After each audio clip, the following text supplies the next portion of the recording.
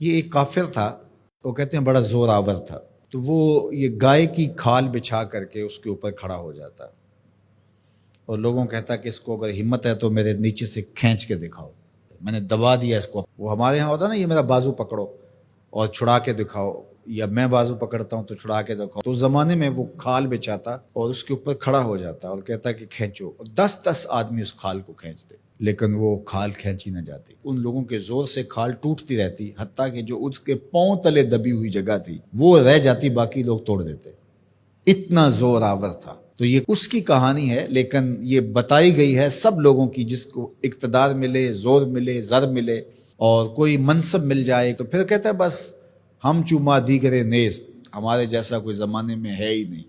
اس نے کہا زمانے میں بندے دو ہی ہیں، ایک تو اور ایک میں۔ اس نے کہا اگر صحیح چھان نہ لگائیں تو میں ہی میں ہوں، تو بھی نہیں ہے۔ تو بندہ کہتا ہے میرے پر کسی کا بس نہیں چل سکتا۔ جب اقتدار پاس ہوتا ہے، جب دولت پاس ہوتی ہے، جب چھاتی میں زور ہوتا ہے، جب قبیلہ خاندان پشت پہ کھڑا ہوتا ہے، تو پھر انسان یہی کہتا ہے کہ نہیں نہیں، میرا کون مقابلہ کر۔ یہ ایک انسانی طبع ہے بھی کمزور، لیکن تھوڑی سی ہوا بدو، یہ کیسا غبارہ ہے، فوراً پھول بھی جاتا ہے، لیکن کوئی معمولی سی سوئی چبھ جائے تو ساری ہوا بھی نکل جاتی ہے، اور اگر تیزی سے کوئی چیز ہو تو پٹاخہ بھی لگتا ہے۔ تو یہ غبارہ پھول جاتا ہے تھوڑی سی ہوا سے، تکبر کی ہوا سے، دولت کی ہوا سے، اقتدار کے نشے میں یہ پھول کے کتنا بڑا ہو جاتا ہے۔ اَيَحْسَبُ أَن لَّن يَقْدِرَ عَلَيْهِ أَحَدٌ، کہتا ہے میں اتنا بڑا ہو گیا ہوں، میرے اندر اتنی ہوا ہے، میرے اوپر کسی کا بس کیسے چل سکتا ہے۔ یقول، وہ کہتا ہے اہلکت مالا لبدا، میں نے ڈھیروں مال فنا کر دیا۔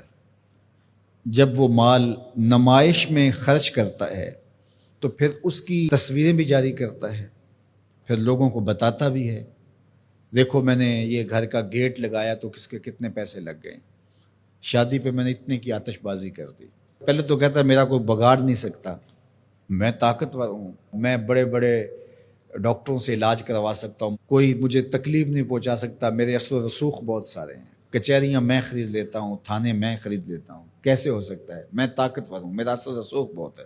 پھر کہتا ہے میں نے فلاں معاملے میں اتنا مال لگا دیا، اتنا مال فلاں لگا دیا۔ وہ اپنے مال کے فضول خرچ پر لوگوں سے داد لے رہا ہوتا ہے۔ اللہ اکبر۔ اَيَحْسَبُ أَن لَّمْ يَرَهُ أَحَدٌ، یہ اس کی ساری بات بیان کرنے کے بعد اب یہ دیکھیے، اَيَحْسَبُ، وہ گمان کرتا ہے، وہ بھول گیا ہے، فراموش کر گیا اس بات کو، أَن لَّمْ يَرَهُ أَحَدٌ، کیا اس کو کسی نے نہیں دیکھا؟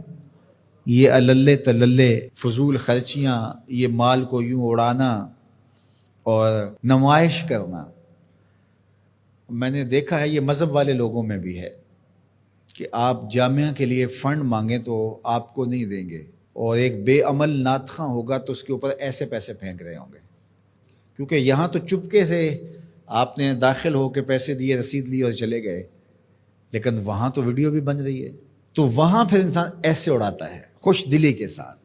وہ خوش دلی روحانی تسکین کی نہیں ہوتی، وہ نفس کی تسکین ہوتی، حظ روح نہیں ہوتا، حظ نفس ہوتا ہے۔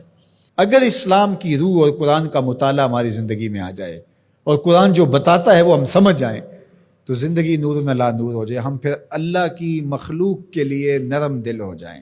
کل اب جس طرح باپ بیٹوں کے لیے ہوتا ہے، اس طرح حضور علیہ السلام کی امت کے لیے ہماری شفقت ہونی چاہیے۔ فرمایا یہ ایک دیوار کی طرح ہے۔ اسلام کی تعریف کیا کی گئی ہے؟ مسلمان وہ ہے کہ جو رات کو 100 نفل پڑھتا ہے، مسلمان وہ ہے جو دن کو اتنے پارے ختم کرتا ہے، نہیں، المسلم من سلم المسلمون من لسانہ و یدہ، مسلمان وہ ہے جس کے ہاتھ اور جس کی زبان سے دوسرا مسلمان محفوظ ہو۔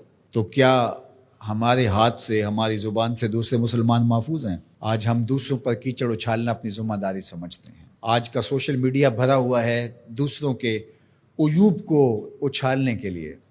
آج ممبر و محراب سے بھی، مجھے معاف کرنا، جس طرح کے درس اور سبق دیے جا رہے ہیں، سچی بات ہے کہ وہ رسول اللہ کا دیا ہوا دین نہیں ہے۔ قرآن ہمیں بتاتا ہے تم ایسے بن جاؤ کہ تمہارا وجود نافع ہو، جدھر سے گزرتے جاؤ خوشبو پھیلتی چلی جائے، تمہارے انفاس کی مہک سے اجالے ہوں، تم فارمی چوزے نہیں ہو کہ ہر وقت اپنے ہی آرام کی تلاش میں رہو، تم لوگوں کو راحت پہنچانے کے لیے ہر وقت مستعد اور فعال رہو۔